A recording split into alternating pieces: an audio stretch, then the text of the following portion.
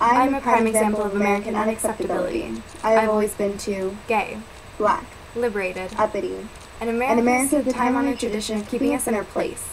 Like November 27th, 1978, when Harvey Milk was assassinated. More like April 4th, 1968, when MLK was shot down. Hold the hell up. I hope you don't think some dead gay guy is the equivalent to Dr. King. Milk is a martyr, but the king is an icon. That is not the same thing. I think you forgot the definition of civil rights. You're not the only one struggling around here. How could I forget anything when I look outside my window and see the statistical neighborhood it's predicted to live in? At least they can see you. All they have to do is look at you to know where you come from, what you've been through. I am still fighting for the right to exist. They're telling my children should be kept in pens to die like a quarantine disease. How many times do I have to hear them say, "You fucking faggot"? At least you know your last name.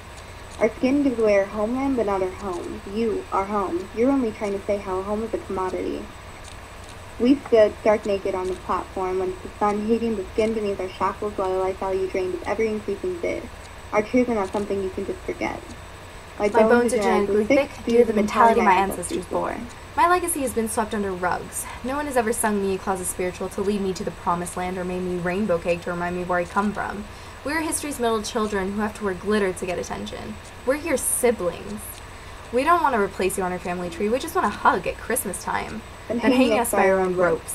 And if for us it's deja vu, and I know for you it's more PTSD, so why are you letting this happen to us? Changing subjects is the same thing as giving up, which is basically saying that black oppression is no longer an issue.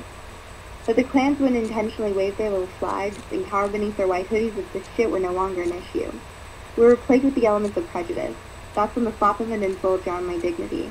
When's the last time someone spat on you or called you a worthless monkey? Take your nigger ass back to Africa when we were dragged here by force. You're not the ones they call the faggots. The only history I have to cling to is that once I was a fire starter who wasn't even worth the price of a match. Witches were burned on my ashes like I was never good enough to be kindling anyway. You think your roots run deeper, but just because you couldn't hear me screaming doesn't mean they weren't raping and beating, sawing and shocking, trying to fix me. I know you're not talking to us about burning. Those crosses they carried at night were blazed. Those bombs they held incinerated. They shot holy water at us through fire hoses.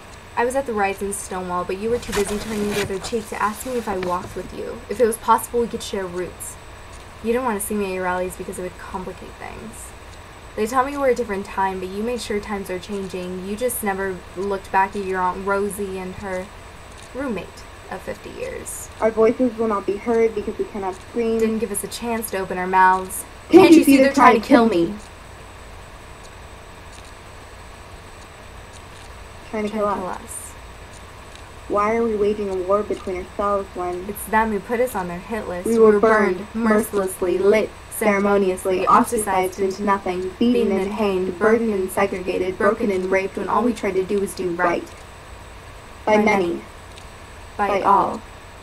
By you.